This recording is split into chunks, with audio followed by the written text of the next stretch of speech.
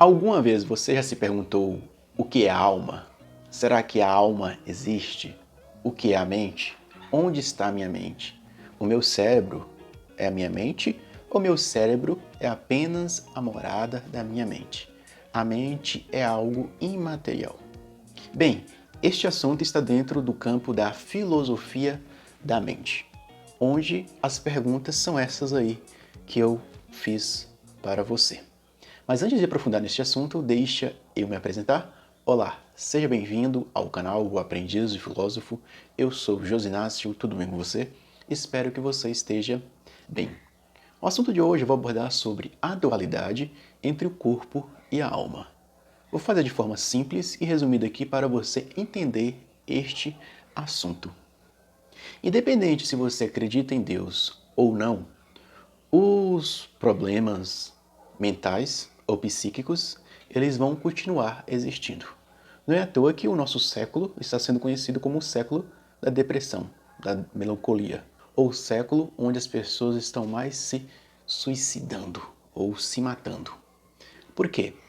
Dentro de nós existe uma dimensão que é algo imaterial. Ou seja, você não consegue pegar, mas existe lá. E você pensa nessas questões sobre sua alma, como cuidar da sua alma, como cuidar da sua mente, como cuidar do seu psicológico. Bem, desde a Grécia Antiga nós temos o Platão e o Sócrates. Platão, dentro da teoria dele, que é a teoria das formas ou teoria das ideias, vai ter um filósofo que vai ser o Plotino, que ele vai pegar as ideias platônicas e vai fazer o neoplatonismo, ou platonismo também, podemos entender assim, que é uma interpretação mística e religiosa das ideias de Platão. Ou seja, se Platão dizia que as ideias elas existiam antes da matéria e houve um Deus miúrgo que plasmou essas ideias aqui na realidade, Plotino pega essa ideia platônica e diz a seguinte coisa: a sua alma, ela existia antes do corpo. A partir do momento, essa alma ela veio para a existência. Então, podemos entender já uma questão aí. Existe uma dualidade entre o corpo e a alma. Se você leu ou vai ler, está na sua lista de leituras, Apologia a Sócrates, do filósofo grego Platão, lá Platão narra que Sócrates disse que a condenação dele talvez não seria uma condenação, seria um prêmio, seria uma certa libertação. Aqui já mostra um pouquinho da dualidade. Como assim? Que para Sócrates, eles não estavam condenando ele à morte, mas estava talvez libertando ele deste corpo. Ou seja, Sócrates afirmava que ele próprio não iria tirar a sua vida, mas devido às situações da vida, a sua vida for retirada, talvez para ele é um prêmio. Então Sócrates ele encara essa partida da morte ou para o além, para esse plano que muitas pessoas não entendem, ou existe divergências sobre o que existe depois da morte. Então, podemos entender até aí essa dualidade, quase meio que de uma vida após a morte, lá na Grécia Antiga, especialmente com o filósofo grego Platão e também com o Pitágoras. O Pitágoras acreditava na transmigração das almas, que a alma ela poderia voltar em um corpo de até um animal. Isso muito parecido com a doutrina hindu. Mas, no século I em diante, que é nosso século atual, século I até 2023, começou a ter o predomínio da visão cristã. A visão cristã vai dizer que, em um momento específico, Deus criou a nossa alma e nossa alma passa a existir pela a eternidade. Ou seja, você foi criado em um momento específico do tempo, a partir desse momento específico você vai existir por toda a eternidade. Tudo aquilo que você fizer ou fazer aqui nessa existência vai ter uma ressonância pela a eternidade. Sua alma Não quer dizer que ela sempre existiu, mas ela passa a existir a partir do momento da existência. Na doutrina mais platônica, fala que sua alma ela existia no plano das ideias. Isso muito da influência de Plotino. Então podemos ver aí, muitos filósofos, dentro de uma linha filosófica ou de uma linha religiosa, eles tentam pensar essa dimensão imaterial dos seres humanos, que nós chamamos de alma. Hoje a psicologia vai chamar de psique, mente, ou também uma derivação para a alma. Não é à toa que a psicologia vai ser conhecida muitas vezes pela a ciência da alma, ou seja, aquelas pessoas que estudam a alma. Hoje muitas pessoas falam aquelas pessoas que estudam a mente, como a mente funciona. Até então, tudo bem aí, né?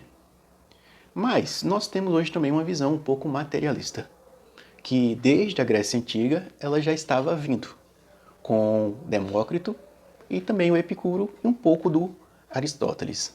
Mas a influência está em Demócrito e Epicuro. Demócrito ele vai dizer que o que existe simplesmente é átomos. Esses átomos se juntam e se fragmentam na realidade. Então, e o Epicuro ele vai trazer uma visão de que você não deve temer a morte, porque quando a morte chegar, você também não estará lá. Ou seja, para Epicuro, a morte muitas vezes é algo desconhecido para a própria pessoa que morre. Então você não pode temê-la. Você tem que encará-la de forma natural. E Epicuro vai mostrar que, de certa forma, como o Demócrito afirmou, nós somos uma junção de átomos que vai se fragmentando nessa realidade. Essa visão mais materialista, ela está presente em nossa realidade. O que existe simplesmente é a matéria. O nosso corpo é formado por moléculas, que essas moléculas são formadas por átomos, que o que existe também é apenas uma função cerebral, e esse cérebro vai formando a mente. Grande pergunta hoje aí é: a mente, ela é imaterial ou meu cérebro é a minha mente? Ou seja, meu cérebro é apenas um lugar onde habita a minha mente. Não é à toa que hoje nós temos a neurociência que tenta trabalhar como é essas funções cerebrais. Unido muito com a questão da filosofia e da psicologia, nós temos a neurociência. Estuda os neurônios como uma forma científica. Mas percebe aí, independente da sua visão que você aceita, sempre existe em nós seres humanos essa dimensão imaterial que é da alma ou da mente. Não é à toa que hoje o governo federal tem a ter conferências abordando sobre saúde mental. Ou seja, essas pessoas que entram em depressão, essas pessoas que entram em melancolia, essas pessoas que têm ansiedade, ou seja, um sofrimento que é da mente. E muitas pessoas podem dar a resposta. Vai ter uma resposta psicológica, uma resposta da neurociência, de simplesmente dizer, você tem que gerar dopamina, você tem que gerar uma substância química que lhe dê felicidade. Você tem que parar de sofrer por certas coisas que acontecem na sua vida. Você não pode ficar abraçando tudo.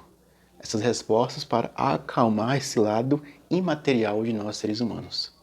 Não é à toa que os psicólogos ou psiquiatras vão tentar aconselhar as pessoas, vão tentar direcionar as pessoas para que elas se libertem dessas amarras mentais. Ou seja, mas aqui é uma visão materialista, que muitos psicólogos eles não vão tentar entrar numa visão religiosa ou mística, mas temos uma visão na sociedade, uma visão religiosa. A visão religiosa vai dizer que sua alma ela é imaterial, esse lado psíquico seu da mente vai continuar existindo depois da morte. E depois que você morrer, o que você fez aqui vai continuar tendo uma ressonância pela eternidade. E você não é um ser só material. Você também é um ser imaterial. Ou seja, Ou você dá uma resposta material, tentando resolver um lado imaterial através do material, ou você dá uma resposta imaterial para resolver o material. Ou seja, percebe aí que aqui já é um problema filosófico, religioso e da ciência. Ou seja, nós damos uma resposta material, espiritual, para resolver um problema material, ou damos uma resposta material para resolver um problema que é imaterial, que é da mente. Como posso voltar novamente, independente se você crê ou não crê em Deus, crê mais na ciência, você vai ter que lidar com essas situações psicológicas ou mentais. Ou seja, muitos vão dizer situações psicológicas ou doença da mente. Na religião ou nas linhas místicas, irão dizer que é problemas espirituais. E em algumas linhas de espiritualidade, vai dizer que se você está sofrendo mentalmente, ou se sua alma está sofrendo, é porque você está distanciado do seu propósito. Você não está vivendo o seu propósito. Na linha mais da psicologia, vai dizer que você está sofrendo porque você está apegado a certas lembranças. Percebe aí? Eu estou dando uma resposta simples aqui, viu? Então percebe aí, você está sofrendo porque você está apegado a certas lembranças, a certos ressentimentos, ou você está sofrendo porque você não está vivendo o seu propósito. É um problema gostoso de se debater.